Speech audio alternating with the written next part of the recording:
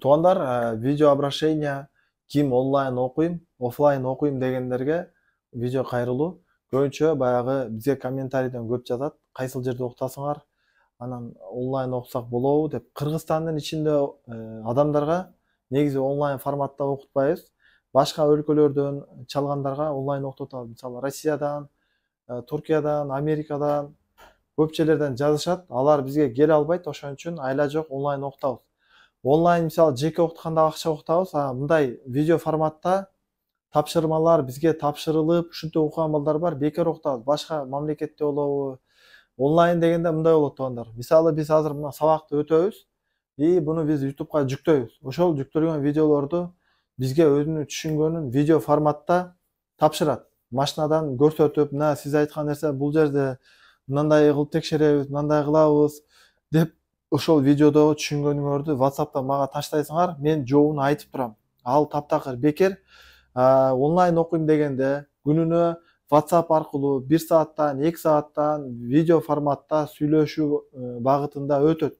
Башка өлкөдөгү эстодо жакшы ишке кирип алып, ошол жерде туруп биз аркылуу машина оңдоп, биз аркылуу диагностикаларын, ошибкаларын окуп, биз аркылуу прошивать этип, ошондой форматта биз менен иштешкендер бар. Алар акча төлөшөт бизге.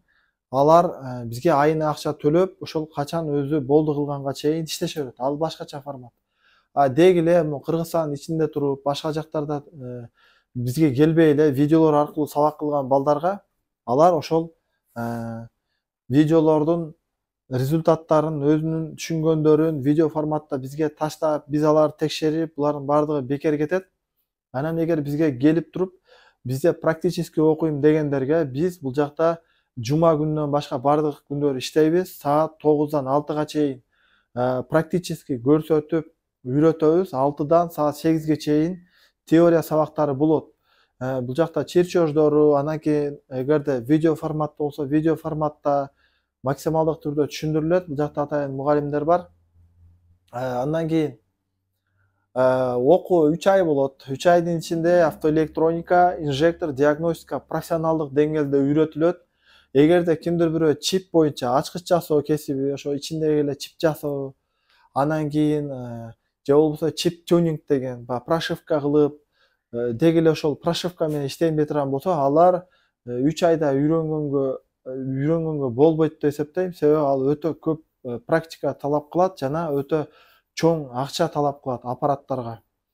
Андан кийин көп адамдар ошол интернеттен кайрылып, кандай аппараттар алсам жакшы, кандай диагностика алсам жакшы, мен автоэлектрикмин, кандай диагностика алам, же болбосо мен диагностикада иштеймин, чипке өтүшүм керек, кандай аппараттар алам дегендерге силерден сураныч, телефондон обращение кылбай эле коюңуздар. Себеби ал телефон менен түшүндүрө албайсың. Ал ар бири модель, так даана болуш керек. Андан кийин Кыргызстанда болбогондуктан башка өлкөдөн заказ беребиз. Аны өзүңүзгө айтсам дагы өзүңүз заказ бере албайсыз. Себеби бир аз модельдеринен адашып, чоң акчага күйүп калышыңыз мүмкүн. Аны биздин дарегибизге келесиз. Биздин дарегибиз Бишкек шаарында иштейбиз. Тоголок молдо 85 азыркы дарегибиз. Телефон номерлер ушул ким билбесе, бизди YouTube'дан көрүп аткандар болот, TikTok'тон көрүп атабы, Instagram'данбы, фонго чыксаңыздар, информация о канал деген жерде YouTube'да биздин дарегибиз, телефон номерлери жазылып турат. TikTok'та болсо үстүндө звонить деген жерде телефон номер бар. Ошол жерде даректер дагы бар. Instagram'да дагы телефон номерлер жазылып турат. Андан кийин адамдар баягы көп жазгандыктан комментарийден эгерде бир окуймун же дагы ушундай сыяктуу болсо, комментарийден эмес, биздин контакттарыбызга WhatsApp аркылуу жазсаңыздар, ошол жактан толук маалымат беребиз.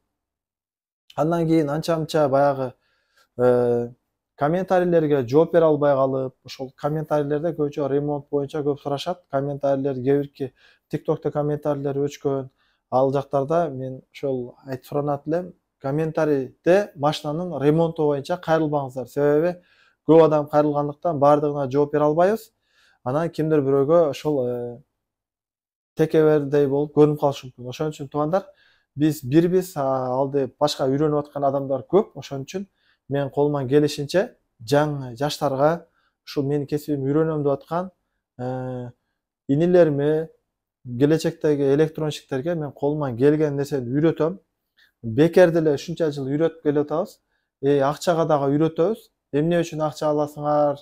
Аллахтын ыраазылыгы үчүн деле үйрөтсөңөр болобу деп кээде ушундай вопростор да болот. Албетте Аллахтын ыраазылыгы үчүн ошо видеолорду жүктөйбүз. Бекер эле эч кимден эч нерсе үмүт кылбайбыз. Эгер биздин алдыбызга келип кимдир бирөө окуп акча берип аткан болсо, биз айына өтө чоң суммада расход кылабыз. Бул жерде Бишкекте аренда, питание деги эле жашоо бүт нерсе кымбат болгондуктан мен орточо эсеп менен айына 200 миңден ашык расход кылам. Ошолорду балдардын ошол окуучулардын берген акчасы ошолорго дагы жаппайт. Болгону ошол мен өзүм убагында көп кыйынчылыктар менен окудум. Москвага чейин барганбыз. Бишкекте канчалап акчалар кетирип окудук. Ошто окудук. Биз окуп аткан жылдары мындай бизге окшоп видео форматта кыргыз тилинде окугандар жок болгон. Орусча начар болгондуктан өтө кыйынчылык менен окулду. Биз баштаган жылдары интернетте дагы эч кандай информация болгон эмес. Азыркы учурда болсо информация аябай кенен болуп, аябай жакшы болуп атат. Анын үстүнө да бизге окшоп тарткан балдар дагы аябай көп. Мен ошол өзүмдүн билгендеримди, өзүмдүн башыман өткөн кыйынчылыктарды мен ошол видео аркылуу кайрылып бөлүшүп, жаңы үйрөнүп аткандарды ошол алар дагы кыйналбасын, алар бизден дагы күчтүүрөөк болсун, бизден дагы профессионал болсун, так, даана болсун деп ошол Кыргызстанда деги эле технологияны өнүктүргөнгө бир аз салым кошуп, бир аз ошол тарыхта өзүбүз бир Кыргызстанда жаңылыктарга бизде ошол тарыхта калайлы деген үмүттөр менен, аракеттер менен, анын ичинде эле ошол бир аз сооп иштейли деп ошол бүт проекттерибиз ошонун негизинде жүрүп келет. Биз ошол Кыргызстандагы баягы төбөсү көрүнүп калган күчтүү мастерлер менен таанышып, баягы алдабаган, өтө так иш кылган, графиктер аябай жакшы, чоң достиженияларга жетип койгон, анан чоң эле теорияны түшүнүп калган адамдарды атайын издеп табып, алар менен маек куруп, алар кантип баштап калды, кандай кыйынчылыктар болду, ошол тууралуу атайын мындай суроо жооп катары видео формат тартып атабыз. Эгер ошондой кимдир бирөө профессионалдык деңгээлде иштесе, кичпейилдикке бизге WhatsApp'тан жазып койсоңуздар, иншалла сиздердин ишканаңыздарды, өзүңүздөрдү чагылдырып, ошол жаңы үйрөнүп аткан балдарга мотивация болушу үчүн тартып видео материал кылып чыгарабыз. Андан кийин кимдир бирөөдө ошол биз билбей аткан, биздин бир мисалы доскалары же ошол тартып аткан видеолорубузда бир кемчиликтер болуп, бизди кошумчалайм, көтөрмөлөйм, бул жерде мындай айып болуп атат, мындай кылсаңыз жакшы болот экен деген ой, пикир, жакшы, жаман кандай ой болсо дагы кошумчалайм дей турган болсоңуздар, анда дагы WhatsApp'тан чалып, жазып, акыл насааттарыңарды айтып, бизди колдосоңуздар жакшы болот. Бизге ал өтө пайдалуу, бизге ал плюс болот. Бизде андай текеберчилик жок. Кимдир бирөөдө ошол бизде жок нерселер болгон болсо, биз ага керек болсо алдына барып үйрөнгөнгө дагы биз даярбыз. Андан кийин мына кыргызча контент Кыргызстанда аябай аз. Андан кийин кыргыздар биз ушундайбыз. Биз нерсени үйрөнсөк, дагы бирөөгө үйрөтсөк, мага конкурент болот деген түшүнүк бар. Алла таала көзү жок чаяндарга, буту жок жыландарга ырыскы берип аткан, баардыгыбызга ырыскы берет. Ал биздин кесибибизге, кайсы жерде иштегенибизге байланыштуу эмес. Алла таала баарыбызга ырыскын берет. Иштесек дагы, иштебесек дагы Алла таала ырыскы берет. Ошондон туугандар, бул кесипти бирөөгө үйрөтсөк, акыретибизге пайда болушу мүмкүн. Бул дүйнөдө дагы кадыр баркыбызга пайда болушу мүмкүн, бирок эч кандай зыян болбойт. Ошон үчүн туугандар бир сураныч же болбосо сунуш кылат элем. Кыргыздын негизи эле кыргызбы, өзбекпи, негизи эле ошол мусулмандар бир нерсени алып чыкса, эгерде пайдалуу болсо ошол видеолорду туугандар бөлүшөйлү. Ошол негизи машина айдагандардын баардыгына жиберип, канчалаган адамдардын жаш балдары сабактар мектепти бүтөт дагы Россияга кетет. Барып ал жакта кесип үйрөнбөйт, ал жакта баягы ата эне жок, ал жакта рахат жок. Кечке иштеп, оору жуктуруп, тиги бул болуп келет, кесиби жок. Кайран иштеп келген акчасынан машина алып, такси айдап, ушинтип жаштарыбыз кор болуп атат. Ошол жаштарга ушул кесиптерди үйрөтөлү. Кыргызстаныбызда эле калып, ушул жерде эле акчаны кылып, азыр любой жерге барсаңар, автоэлектриктер, диагноз, инжектор, любой кесибинде, машинанын кесибинде очередь турабы. Эмненин себебинен? Усталар аз. Жакшы иштеген, адилеттүү, честный, профессионал, бир кылганда экинчи келбей турган кылып, так даана иштеген усталар аз.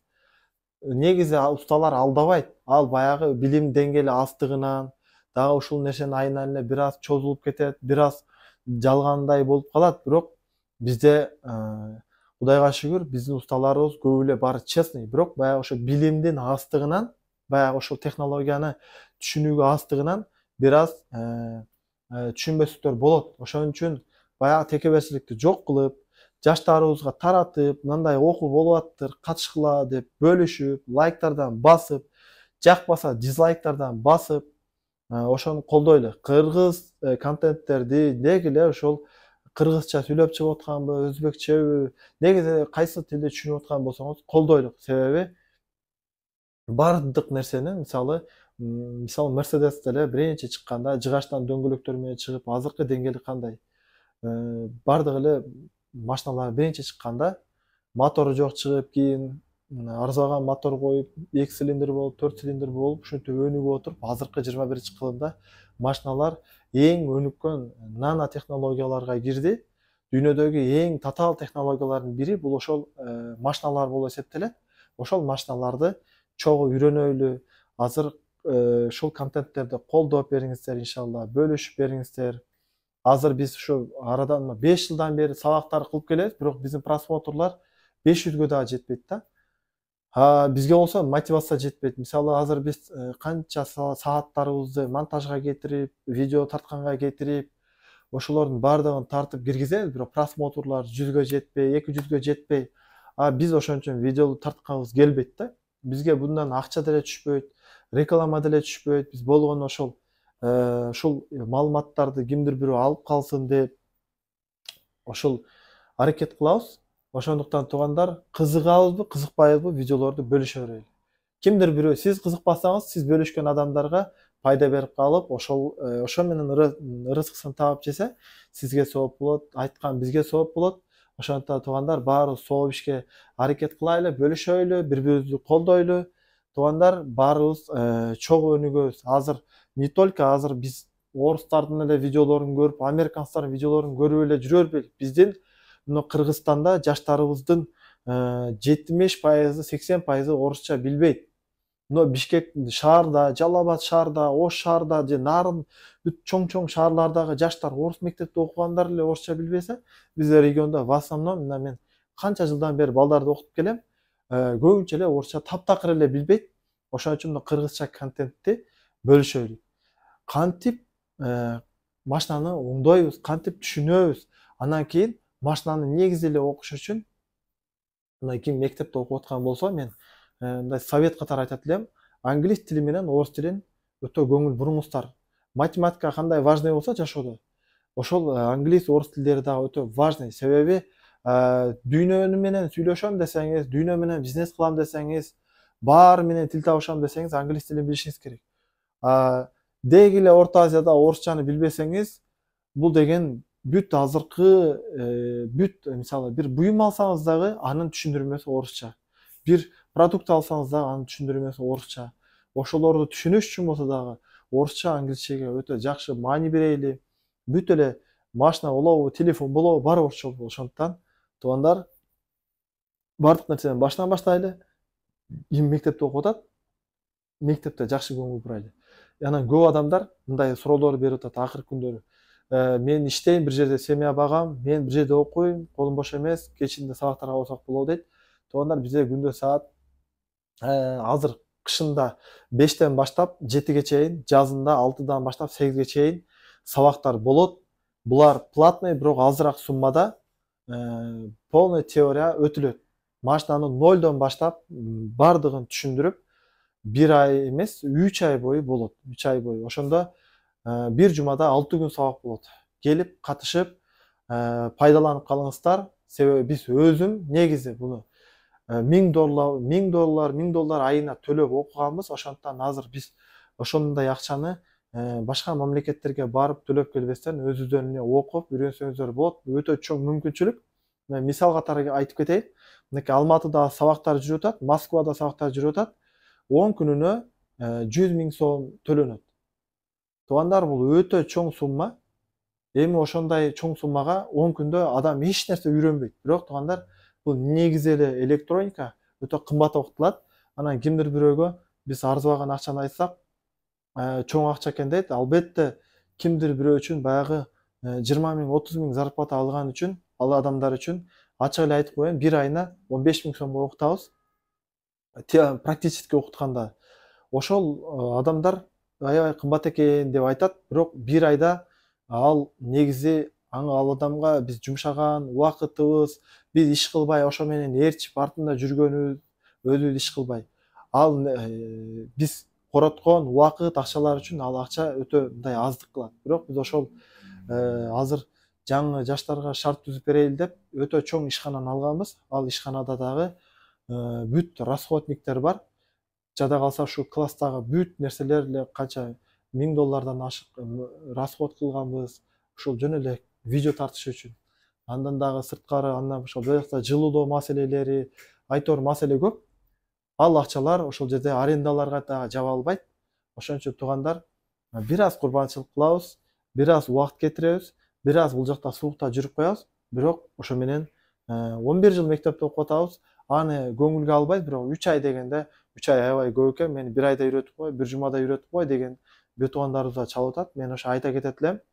Адам өзүнө баа бербеш керек. Мен 10 жылдан бери мына иштеген практикамда, менин практикамда бир жумада үйрөнгөн, бир айда үйрөнгөн адамдар болгон эмес.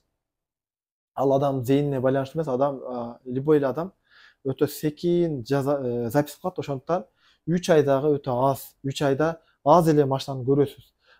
Машинанын 1000ден ашык түрү бар. Ошондуктан машинаны канча көп убакыт жүрсөңүз учебада, бизге учебада бир айга оплата кылып дагы жүрүп кетсеңиз болот. Башка жерде иштесеңизчи, же болбосо күндө иштен кийин келип дагы жүрсөңүз болот. Бизде кандай жерде иштесе дагы биз шарт түзүп беребиз. Бирок окууну кызыккан болсоңуз, сиз 30 жашта мисалы бир желание пайда болуп калды, 40 жашта желание пайда болуп калды, 25та. Бул нерсе адамга анча адамга келе бербейт. Ошон үчүн ушу желание келгенде дароо кармап, сразу бизге чалып, дарегибизге келип, сүйлөшүп, окуп калыңыздар. Баарыңарга ийгилик. Окууларда дагы, жашоодо дагы баарыңарга ассаламу алейкум.